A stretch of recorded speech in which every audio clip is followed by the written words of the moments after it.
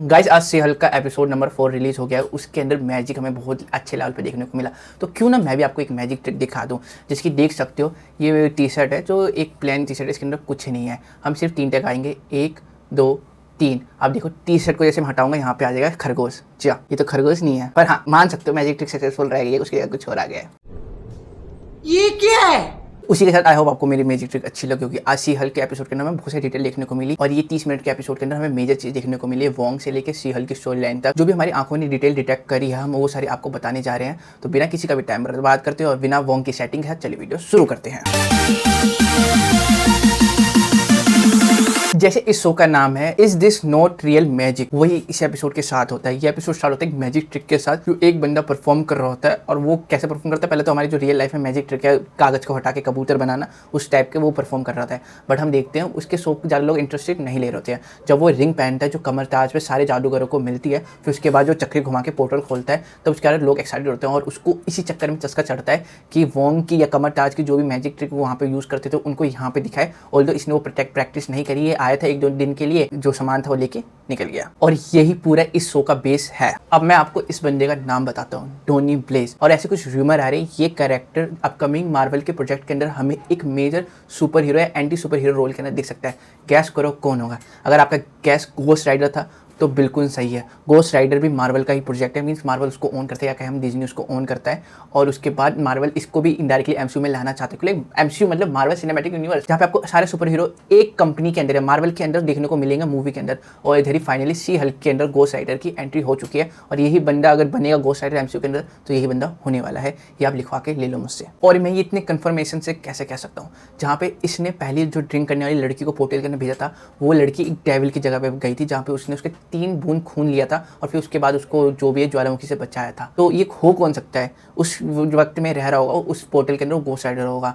और जब वो अर्थ पे आएगा तो उसको एक होस्ट चाहिए होगा, किसी की बॉडी चाहिए होगा, और वो कोई और बॉडी नहीं देगा। यहाँ पे हमारा यही मैजिक ट्रिक करने वाला पर्सन आएगा जो है डोनी ब्लेज। और इसी वजह से पूरा ये एक एपिसोड इस बंदे पे डेडिकेटेड था। और सिर्फ इतना ही नहीं, जो लड़की पोर्टल के अंदर गिरी थी वो बाद में जाके वोंग के साथ चक्कर चला रही है। मींस अगर वोंग किसी को लाइक करेगा, किसी के साथ रहेगा या किसी के साथ शादी करेगा तो वो यही लड़की होने वाली है, नशा करने वाली। फिर हमें नेक्स्ट सीन में देखने को मिलता है हमारी सी हल्क की बात करें हम, जेनिफर वॉल्टर्स, वो डायरेक्टली फोर्थ वॉल ब्रेक करके और हमारी जो फीलिंग है वो समझ जाती है। ऐसी तरह लड़कियाँ चाहिए जो हमारी फीलिंग समझे, बाकी सब तो अनसुनाई करती है। ये समझ आती है कि वोंग को देख के हम इस एपिसोड में बहुत बहुत बहुत ज़्यादा खुश है, या इवन प्रीवियस एपिसोड में। और ये बताती है वही चीज़ लाइन बोलती है जो हमारे दिल में चल रहा है। और फिर उसके बाद नेक्स्ट सीन में हमें देखने को मिलता है जेनिफर वॉल्टर्स मैचर पे, मतलब जैसे लाइक टिंडर पर अकाउंट बनाती है जहाँ पे वो अपना मैच ढूंढेगी। और यही एक स्टार्ट है जहाँ पे जेनिफर वॉल्टर्स अपनी ह्यूमन फॉर्म से नफरत करेगी और सी हल्क से बहुत ज़्यादा प्यार करेगी, बिकॉज सब उसको सी हल्क फॉर्म में पसंद करना चाहते हैं या पसंद करते हैं। और उसका रिजल्ट या उसका नीव हमें इस एपिसोड में गहरा देखने को मिलता है, जहाँ पे उसको मैचर पर कोई भी भाव नहीं देता। बट जैसे वो सी हल्क की प्रोफाइल डालती है तो उसके बाद सारे ऊपर उसको राइट स्वाइप आ जाते हैं। और फिर उसके बाद देखने को मिलता है एटलीस्ट वो 2-3 लोगों के साथ डेट पर जाती है, जहाँ पे उसको प्रॉपर एक अच्छा सा मैच मिल जाता है। बट ऑल्दो वो भी चले जाते हैं उसको छोड़ के। वही बात हो गई, चले तो चांद तक, अदरवाइज सिर्फ रात तक। आपको नेक्स्ट सीन में एक और इंटरेस्टिंग चीज डिटेल देखने को मिलेगी, जहाँ पे वोंग सी हल्क के पास जाते हैं डोनी ब्लेज की शिकायत लेके। वो इसलिए लेके जाता है क्योंकि उसने मैजिक ट्रिक को यूज़ करा, वो इसलिए लेके जाते हैं क्योंकि उसने उस शो का स्पॉइलर दिलवा दिया था इनडायरेक्टली उस लड़की से, और वोंग लिटरली गुस्सा हो गया था। तो हाँ, इस एपिसोड में बहुत सारा हमें फन वे में चीज़ देखने को मिलती है, बस स्टोरी लाइन बहुत ज़्यादा परफेक्ट वे में रन कर रही है। और अभी ऑलमोस्ट 9 एपिसोड आने बाकी है, तो अच्छे हमें डिटेल अपकमिंग एपिसोड में देखने को मिलेंगे। हर एक एपिसोड में एक डिफरेंट हीरो को इंट्रोड्यूस करा जा रहा है, एक डिफरेंट स्टोरी लाइन चली जा रही है। पिछले एपिसोड में एबोमिनेशन को फाइनली रिहा मिल चुका था, इस एपिसोड में घोस्ट राइडर पे पूरा फोकस था। फिर हमें नेक्स्ट सीन में देखने को मिलता है सी हल्क और वोंग डोनी ब्लेज के ऑफिस में जाते हैं, जहाँ पे वो लीगल नोटिस का इनको पैम्पलेट पकड़ाते हैं कि तुम जो मैजिक ट्रिक यूज़ करो नहीं है और सीधा कोर्ट में आना, हम केस जीत के बताएंगे। पर ऑल्दो कुछ अपोजिट रहता है, जहाँ पे केस दोनों के फेवर में नहीं रहता, नेक्स्ट डेट इनको मिलती है। भी हमें इनकी बहस देखने को मिलती है, जहाँ पे दोनों पार्टी एक दूसरे डिसएग्री कर रहे होते हैं और जहाँ पे केस ऑलमोस्ट ड्रॉ हो जाता है, नेक्स्ट स्टूडेंट को मिल जाती है। कोर्ट के अंदर ऐसी ज़्यादा डिटेल थी नहीं जो मेरे को एक्सप्लेन करने की जरूरत है, आप सीन देख रहे हो काफ़ी उतनी। फिर नेक्स्ट सीन में हमें देखने को मिलता है उसको कोई मैच नहीं मिलता होता है मैचर पर यहाँ पे उसके फ़ोन पे स्टिल कैप्टन अमेरिका की एस वाला वॉलपेपर है। मार्वल अभी भी कैप्टन अमेरिका की एस का मजाक उड़ा रहा है, तो हम नाम ले ले तो क्या दिक्कत है। जो हमें ट्रेलर के डिटेल दिखा दी जाती है, जहाँ पे सी हल्क किसी के साथ डेट पे जा रही होती है और उसको कंधे पे भर के जा रहे होते हैं कुछ करने, अब वो आप ही समझ जाओ।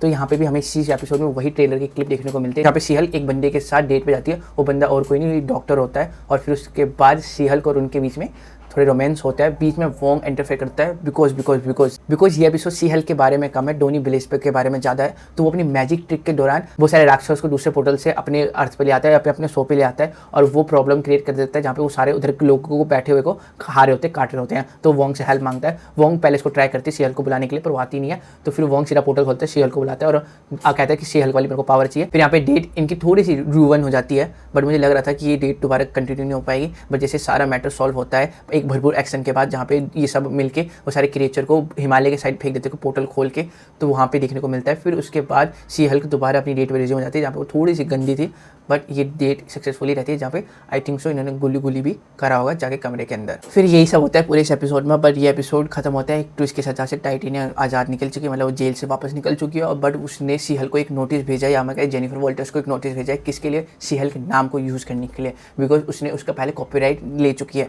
यही हमें पूरे हर जगह देखने को मिलता है। इवन अगर आप कैप्टन अमेरिका वर्ड या सुपर हीरो यूज़ नहीं कर सकते, इवन आप सुपर हीरो वर्ड भी अपने मूवी के अंदर कोई थर्ड पार्टी अभी फ्रेंचाइजी कोई निकाल रहा है यूज़ नहीं कर सकते। मार्वल डीसी ने दोनों ने मिलके इसका पेटेंट करवा रखा है। तो हाँ, कभी कभी ये चीज़ अच्छी होती है। फॉर एग्जांपल मैंने कोई इन्वेंशन करी तो उस इन्वेंशन को कोई मिसयूज़ ना उठाए, तो ये बहुत अच्छी चीज़ है। बट एक ऐसी कॉमन चीज़ है जो लोग यूज़ कर सकते हैं, बट अगर आप उस पर कॉपीराइट ले लो तो वो गलत होता है, और वही इस दुनिया में मिसयूज़ होता है। फॉर एग्जाम्पल वाइफर, कार का वाइफर भी पहले कॉपीराइट था कि कोई यूज़ नहीं कर सकता था उसे। अगर कोई यूज़ करेगा तो उसको लॉयल्टी फी थोड़ी वो देनी पड़ती है जिसने कॉपीराइट करवाया था। और ये ऐसा कोई फीचर नहीं है कि कोई बना नहीं सकता था, सब बना सकते थे, पर कोई कार में पहले यूज़ करता नहीं था। बट इसका कॉपीराइट जैसे एक्सपायर हुआ, कोई उसको पैसे नहीं मिले, के लिए किसी ने इसको भाव नहीं दिया, बट जैसे एक्सपायर हुआ फिर उसके बाद देखने को मिला जहाँ भी कार आती थी उसके अंदर वाइपर होता था। बिकॉज ये बहुत ज़्यादा एसेंशियल चीज़ है। Due to misuse of a copyright इसको मास लेवल पे पहले उस टाइम यूज़ नहीं करा गया था। ये तो बात सच है, जिसके पास नॉलेज है वो अपनी नॉलेज का मिस यूज़ जरूर करता है, खासकर जो बड़े लेवल पे होते हैं। पोस्ट क्रेडिट सीन खत्म होता है अगेन फन के साथ, जहाँ पे वोंग को लाइफ पार्टनर मिल चुकी है, वही नशेड़ी लड़की।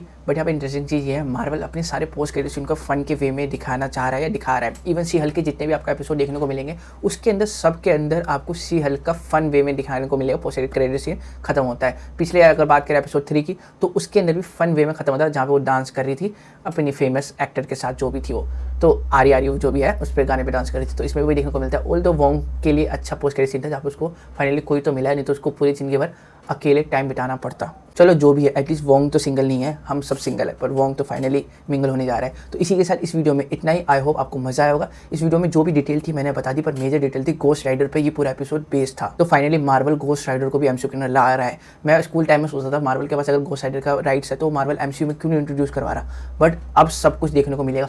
तो फेज 5 के साथ घोस्ट राइडर की एमसीयू के अंदर एंट्री हो जाएगी, जिसके लिए मैं तो भाई बहुत ज़्यादा एक्साइटेड हूं। बिकॉज घोस्ट राइडर एक ऐसी फ्रेंचाइजी है, ऐसा सुपर हीरो है, ऐसा एंटी सुपर हीरो है जो मैंने अपने बचपन के लाइफ में या बचपन में देखा है उसकी मूवी, और मेरे को रियली में पसंद आता था।